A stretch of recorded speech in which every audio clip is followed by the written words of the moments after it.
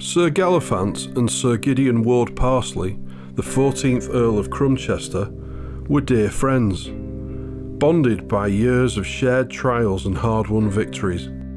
Together they had faced dreadful foes, rescued the helpless from dire peril, and stood firm against monstrous beasts of the worst kind. Such trials forge an unshakable bond, especially when you find a companion who will stand by your side through thick and thin.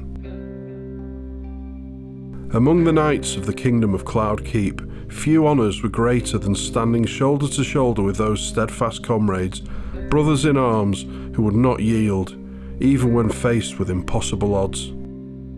Both Sir Galafant and Sir Gideon came from noble lineages, each with kinsfolk who had also stood with them when the days were at their darkest. One such soul was the young and daring Sir Bodworth Paisley. Of noble heart and modest manner, he was a fine knight, slight in build, immeasurably brave, and regrettably a terrible lute player. He had vanished without a trace. Weeks had passed since anyone last heard from him. By now he should have returned home, but no word had come. There was no sign of him, and this was unusual. Sir Bodworth had set off on a quest into the mountainous region known as Gilgord, a place steeped in myth and shadow. Once the seat of a forgotten empire, it had long been swallowed by the ever-encroaching forest. Great citadel walls, cracked and broken, jutted up from the treetops like the jagged teeth of some colossal, long-dead giant. No one truly knew what had transpired here. Only rumours remained, fragments of ancient tales, vague mutterings from centuries past, now lost to time. The purpose of Bodworth's mission had been straightforward in theory. Locate one of the king's missing wagons, which had disappeared along a trade route to a distant tributary. But Gilgord lay far beyond the borders of Cloud Keep, deep in the west, beyond the kingdom's reach, a land that had been forsaken and reclaimed by the forest creeping fingers. Gilgord had once thrived. Bustling villages, fortified holds, and stone-cut marketplaces nestled in the valleys. But time, as always, had taken its toll. The forest had returned, slow and silent, moss and ivy smothered old roads, tree roots shattered flagstones, vines crept up the bones of broken towers. Nature had stretched out its limbs like a thief in the night, reclaiming what had been taken by woodcutter, mason and farmer. The forest remembered, and Gilgord stood as its monument, silent, breathless and long forgotten. Bodworth always gets himself into some kind of trouble, scoffed Sir Gideon, narrowing his eyes as they approached the forest's edge. The towering trees loomed like ancient sentinels, branches tangled high above to block the sky.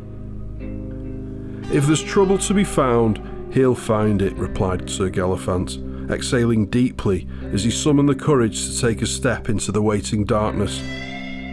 They had left their horses at a nearby farm, their saddlebags replaced with satchels of torches and flint firelighters borrowed from a nearby inn. "Ready?"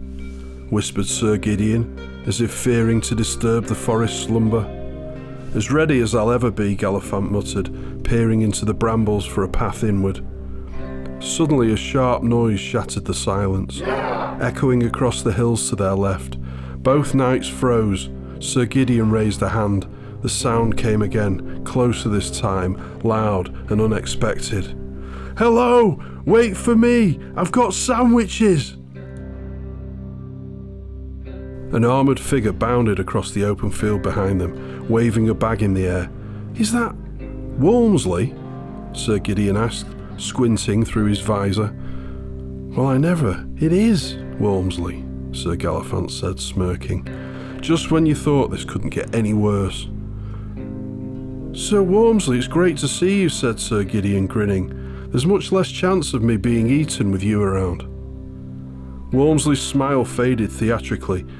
"No chicken sandwiches for you, Gideon. Looks like you could stand to skip a few anyway. Your poor horse'll thank me." He laughed, finally reaching them. "Come here, you lump." Galafant clapped his shoulder and pulled him into a hug. Gideon joined the embrace, laughing heartily. "They told me at the Grainford Arms that you were looking for Bodders. Any sign of him?" "From what we gather," said Gideon, tearing off a chunk of warm chicken sandwich, "he's in there." He nodded grimly towards the forest. "Gilgord? Right. Well, it's been lovely knowing you, gentlemen. I'll finish my lunch and head back to the inn," said Walmsley brightly, as he paused to stare at the looming forest. "You're not getting out of it that easily, mucker," said Galafant with a grin. "Wouldn't miss it for all the gold on the king's wagon," Walmsley replied, "though I hear that sort of treasure tends to lead to all sorts of trouble." "Someone should have told Bodworth that before he marched off alone," said Gideon, polishing off the crust of his sandwich. "Right then," Galafant said, "let's go and rescue Bodworth, assuming he's not already lining the belly of some abominable fiend." "Are you sure I can't just go back to the inn?" Walmsley deadpanned, pulling his visor down into place.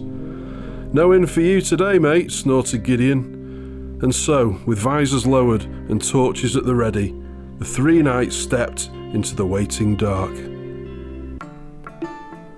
Mist and shadow blanketed the forest. They followed the remnants of a road, little more than a path now, choked with vines and flanked by gnarled roots. The canopy above let only the occasional shaft of light pierce through. Sir Walmsley lifted his visor. "Can't see a thing." "Put it down," Galafant warned. "You don't know what's lurking around the bend." Even the birds had fallen silent. They pushed on through the tangled brush and thick bracken, hacking their way towards Gilgord. After what felt like hours, they reached the foot of a massive wall. Weathered, cracked and overgrown, black granite rose above them, worn smooth by centuries of rain. Standing sections loomed over heaps of crumbled stone, swallowed by moss and creeping ivy. The knights found a gap in the wall and stepped through. "Why do I feel like we're being watched?" murmured Galafant. They stood in an open square, the ruins of the citadel stretching beyond. A shattered fortress loomed overhead. Broken windows, crooked spires, and gaping doorways all seemed to hide unseen eyes. "Keep quiet. I heard something," whispered Walmsley. Swords rasped from their scabbards, deafening in the unnatural stillness. "That sound again, scraping. It's coming from in there. Bodders, is that you?" "Keep it down," Gideon hissed. They advanced slowly, sweat beading beneath stifling armour. The great doorway swallowed them as they entered the citadel, like the mouth of a giant dragon. Galafant struck a spark with his flint. A dry torch blazed to life, casting long shadows across the ruined hallway. Statues lay broken. Suits of rusted armour collapsed on the ground, or eerily still where they stood. Torchlight revealed scratches gouged into the stone and strange symbols painted in deep, dried red. Gideon tripped over something heavy. His torch revealed the bleached skull of a knight, still clad in ancient, corroded armour. More skeletons lay at the foot of the grand staircase. "There was a battle here," said Gideon, raising his torch. "A long time ago," added Galafant. "They tried to hold this place." The scratching sound came again, closer, louder, from the upper floor. Then a new sound, a voice. Help! It was faint. It sounded like a woman's cry. "She needs help," shouted Walmsley, bounding up the stairs.